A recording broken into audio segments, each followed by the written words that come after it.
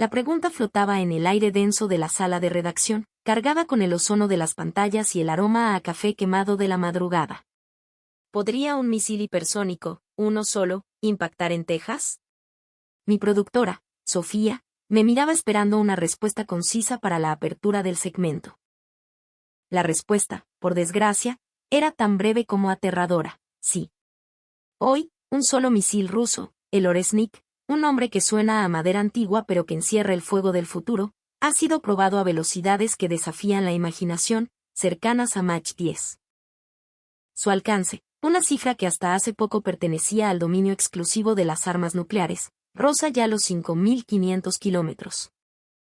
Con esa capacidad, dibujada en los mapas de riesgo del Pentágono con un círculo rojo ominoso, tiene en su alcance no solo el estado de Missouri, sino la joya de la corona de la industria militar estadounidense, la planta de ensamblaje del caza F-35 en Texas. Y esto, debo insistir, ya no es una cuestión de teorías, de juegos de guerra en supercomputadoras o de simulaciones en hangares secretos en el desierto de Nevada. El Oresnik fue empleado en combate real. Su silueta fantasmal rasgó los cielos de Ucrania, atravesó las defensas aéreas financiadas y operadas por la OTAN como un cuchillo caliente atraviesa la mantequilla, y dejó fuera de servicio una planta de reparación aeronáutica clave para el esfuerzo bélico de Kiev. La pregunta fundamental, por tanto, ha mutado. Ya no es si el misil existe o si funciona. La pregunta que ahora resuena en los pasillos del poder en Washington es cuánto riesgo están dispuestos a asumir antes de provocar un choque directo, una confrontación que nadie puede asegurar cómo terminaría. Los detalles, a continuación. Les habla Alejandro Gómez, y esta es una edición especial de Análisis Global, la voz de una nación observadora en un mundo en constante cambio. Lo que voy a describirles no es ciencia ficción, aunque lo parezca. Un misil hipersónico ruso, probado en el teatro de operaciones más observado del planeta, Ucrania, ya figura como una amenaza real, tangible y prioritaria en los escenarios de guerra del Pentágono. Y en el mapa de esas proyecciones, el estado de Texas está marcado con un rojo intenso, el color de la máxima alerta. Ese misil tiene nombre y apellido, Oresnik, la nueva carta fuerte en la baraja estratégica de Moscú, una pieza que ha cambiado las reglas del juego de la noche a la mañana. El Oresnik se prepara para entrar en Washington. Estados Unidos está seriamente preocupado por las superarmas rusas, titulaba con una mezcla de orgullo y advertencia la prensa rusa hace apenas unas semanas. Y no estaban exagerando. Su segundo uso en combate, una repetición calculada de su poder, desató un torbellino de reacciones opuestas en Occidente. Por un lado, la burla nerviosa y casi histérica de los portavoces en Kiev, tratando de minimizar el golpe. Por otro, la preocupación abierta, palpable y creciente de los analistas militares estadounidenses, aquellos que no pueden permitirse el lujo del autoengaño. El mundo, como bien señalan las crónicas de nuestros corresponsales, sigue sin calmarse. El pulso del planeta se acelera. Aquel segundo empleo del misil hipersónico Oresnik, fechado el 9 de enero de 2026, contra objetivos en la retaguardia ucraniana, no fue simplemente otro ataque en una guerra ya larga y cruenta. Fue una demostración meticulosamente orquestada de alcance, velocidad y precisión, un mensaje letal con un destinatario político muy claro, ubicado a miles de kilómetros de distancia, en la Casa Blanca. Recuerdo perfectamente la transmisión de CNN de esa noche. En la pantalla, un experto ucraniano, un hombre llamado Andrei Kolchetsky, intentaba apagar el incendio mediático con un acto de teatro casi surrealista. Agitaba frente a las cámaras un puñado de restos carbonizados, fragmentos de metal retorcido que, según él, probaban la obsolescencia del misil. Son cosas viejas, decía entre risas forzadas, bombillas de la era soviética, un giroscopio como el que usó Gagarin en su Vostok. Intentaba, con desesperación, vender la idea de que aquello era chatarra glorificada, no tecnología de punta. Pero había una pregunta clave, una pregunta que flotaba en el estudio y que ni Kulchitsky ni sus condescendientes anfitriones se atrevieron a responder. ¿Cómo es que esas cosas viejas, esa supuesta chatarra, volaron desde un campo de pruebas en la lejana Astracán, cruzando medio continente, hasta la región de Leópolis? ¿Cómo alcanzaron una velocidad cercana a Mach 10, más de 10 veces la velocidad del sonido, para luego caer como una estaca del cielo sobre los talleres donde se reparaban los recién llegados F-16? El verdadero mensaje no estaba en los trozos de metal que Kulchitsky mostraba, sino en lo que nadie, absolutamente nadie, vio venir.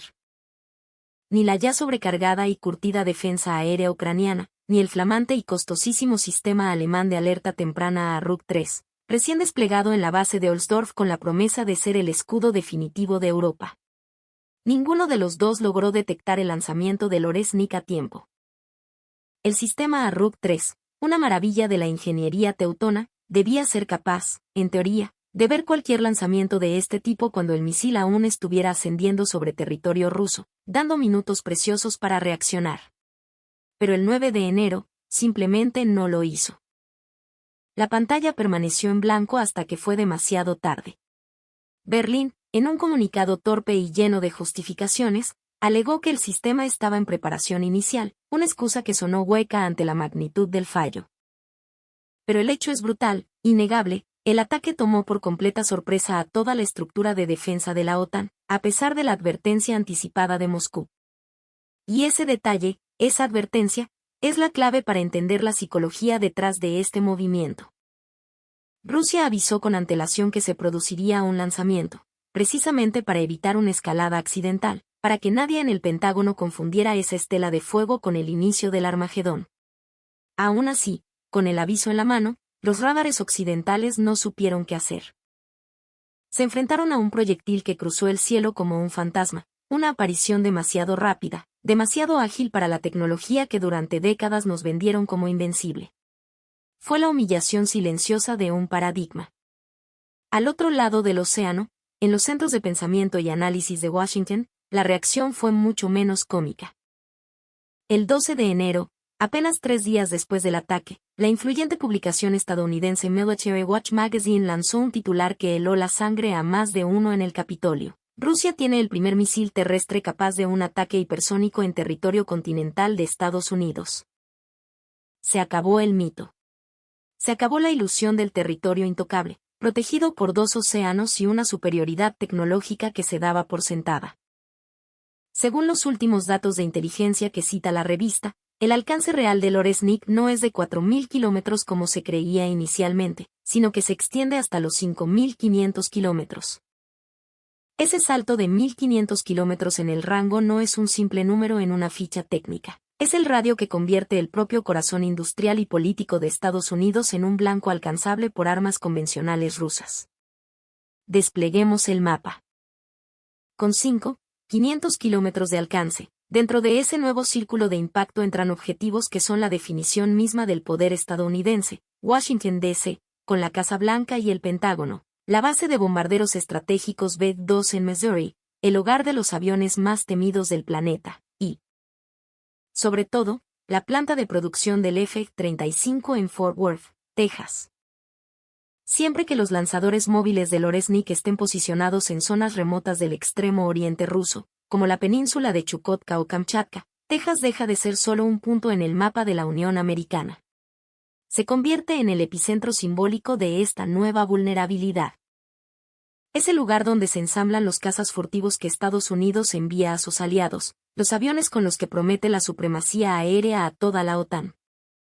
Ver esa planta, un complejo industrial gigantesco que es un monumento al ingenio y poderío estadounidense, dentro del radio de acción de un misil ruso, es como ver al gigante con un punto débil marcado en luces de neón. Hasta ahora, una amenaza tan directa y explícita al territorio estadounidense se asociaba únicamente con el arsenal nuclear estratégico ruso. Y todos, en Moscú, en Washington, en Beijing, entienden que el uso de esas armas significaría, sin hipérbole, el fin del mundo como lo conocemos. Nadie en su sano juicio quiere ser quien pulse el botón rojo, ni siquiera en medio de la crisis más desesperada. Pero el Oreshnik, y aquí radica su importancia disruptiva, pertenece a otra categoría. Es un misil hipersónico capaz de portar ojivas convencionales de alto explosivo. Puede golpear infraestructura crítica, bases, fábricas, centros de mando, sin cruzar, de entrada, el umbral nuclear. Un ataque hipotético y limitado contra objetivos en Estados Unidos no desencadenaría necesariamente una guerra nuclear total e inmediata, pero sí destrozaría en 1000 pedazos algo casi tan importante para la psique estadounidense. La sensación de invulnerabilidad que ha definido su política exterior durante más de un siglo. El artículo de Military Watch recuerda que la erosión de las líneas rojas no es un fenómeno nuevo, y que ya comenzó con los ataques de drones ucranianos contra el Kremlin en 2023 y contra aeródromos estratégicos rusos en 2025. Si para Moscú fue estratégicamente aceptable que Washington mirara hacia otro lado mientras sus símbolos de poder eran atacados por sus praxis, ahora, argumenta la revista, es el turno de que Estados Unidos sienta en carne propia su propia vulnerabilidad. Es la cruda lógica de la reciprocidad en la era hipersónica. Resulta que Rusia ha adquirido una herramienta que aumenta dramáticamente la vulnerabilidad mutua, reconoce la publicación con una evidente e incómoda resignación. Es la admisión de que la balanza del terror, que durante tanto tiempo se inclinó hacia un lado, ha comenzado a nivelarse de una forma nueva y peligrosa.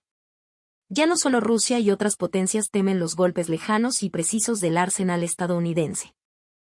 Ahora, el propio territorio continental estadounidense entra de lleno en la ecuación del riesgo convencional. Y lo más espinoso del asunto, subraya la publicación, es que Estados Unidos pasó años, y miles de millones de dólares, intentando desarrollar un programa similar, el llamado ataque global rápido con misiles balísticos convencionales, y nunca logró ponerlo en marcha de forma efectiva. Mientras Washington se enredaba en burocracia, debates políticos y fracasos técnicos, el Oresnik ya estaba volando y cumpliendo misiones de combate reales. Simplemente lo superamos en esta carrera, podría resumirse el mensaje no verbal que Moscú está enviando. Y el propio texto de la revista insinúa la consecuencia lógica de este nuevo escenario. Quizás este hecho, esta nueva y desagradable realidad, obligue a la clase dirigente del otro lado del océano a frenar un poco su afán destructor del mundo. En otras palabras, a recordar el instinto más básico de todos, uno que a veces parece olvidado en los salones del poder, la autopreservación. Y justo en este punto del debate, cuando la conmoción aún es palpable, aparece otra voz incómoda para Washington, la del exanalista de la CIA, Larry C. Johnson. Un hombre que conoce las entrañas del sistema y que no tiene pelos en la lengua. Bajo un titular provocador, otra vez pinchamos al oso con un palo, Johnson analizó las causas que llevaron al ataque hipersónico del Oresnik en el oeste de Ucrania la noche del 9 de enero. Sostiene, sin rodeos, que Rusia demostró una vez más a la OTAN las capacidades reales de su ejército al usar por segunda vez esta arma en territorio ucraniano. Recordó que la alianza, a pesar de años de discursos triunfalistas y presupuestos de defensa astronómicos, no tiene a día de hoy medios efectivos para defenderse frente a este tipo de armas. Hace un año, remarcó Johnson en su artículo, los rusos ya habían realizado una demostración similar para advertir a Occidente de que contaban con esa capacidad. La ignoraron. Esta vez, dijo, la provocación vino del lado de Occidente, que siguió empujando los límites. Ahora hemos vuelto a provocar al oso, y el oso ha contraatacado, resumió con una crudeza que rara vez se lee en la prensa estadounidense. Carol Johnson reveló un dato aún más inquietante, un detalle que en Washington nadie quiso amplificar. Estados Unidos recibió un aviso formal, a través de los canales de desconflicto militar, con 3 horas de antelación sobre el lanzamiento del Oresnik. El aviso incluía la aclaración explícita de que no se trataba de un misil balístico intercontinental dirigido a su territorio, sino de un ataque convencional contra Ucrania. Era una señal de control absoluto, no de caos. El mensaje implícito, según Johnson, fue devastadoramente claro: pueden observar su vuelo. Pueden rastrear su trayectoria. Pero no pueden detenerlo. En una sola frase, el exanalista describió la nueva y brutal realidad estratégica. Estados Unidos puede mirar sus pantallas de radar, seguir la estela hipersónica, llenar informes de inteligencia y convocar reuniones de emergencia en el Pentágono, pero carece de la herramienta, del interceptor, para derribar ese misil. Así, el Oresnik no es solo un arma. Es un mensaje en sí mismo. Es el anuncio de que la era del monopolio del miedo, la era en la que solo una superpotencia podía amenazar con ataques precisos y casi indefendibles a cualquier punto del globo, se terminó. Rusia ha demostrado que puede golpear lejos y con fuerza sin necesidad de cruzar el umbral nuclear, y en ese nuevo tablero estratégico, el estado de Texas, con su vital industria de defensa, podría estar en el centro. El siguiente movimiento, para bien o para mal de todos nosotros, lo decidirá Washington. Soy Alejandro Gómez. La geopolítica no descansa, y nosotros tampoco. En este mundo interconectado, lo que sucede en los cielos de Ucrania hoy, define la seguridad de nuestro continente mañana. La reflexión queda abierta.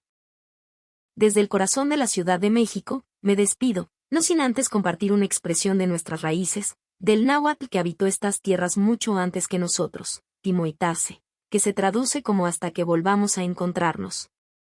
Que la noche les sea propicia.